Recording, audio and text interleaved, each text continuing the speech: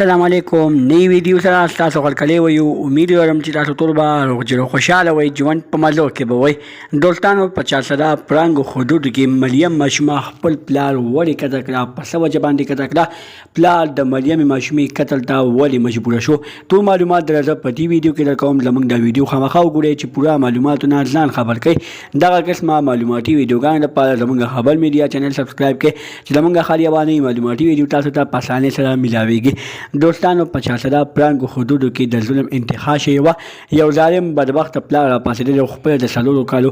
مریم ماشومه لورې ډېره زیاته په بېدردۍ سره قتل کړې وه مریم ماشومه لورې په دې وجه باندې قتل کړې وه چې ماته به خلکو ویلي چې دا ستا ناجایزه اولاد دی خو دوستانو ښځې وایي چې دا زموږ ناجایزه اولاد نه دی موږ د واده نه مخکې ناجایزه تعلقات ساتلي دي خو موږ د واده نه مخکې مریم ماشومه په ګېډه باندې نه وه چې کله زموږ واده وشو د واده نه د څلور میاشتې بعد مریم ماشومه زموږ په ګېډه باندې شوه او بیا زموږ مریم ماشومه دې دنیا ته راغله خو چې کله مریم ماشومه پیدا شوله نو مریم ماشومه زما د خاوند ته نه وه ګرانه زما خاوند د وخت د سره مریم ماشومې سره نه لګېده خپلې لور سره نه لګېده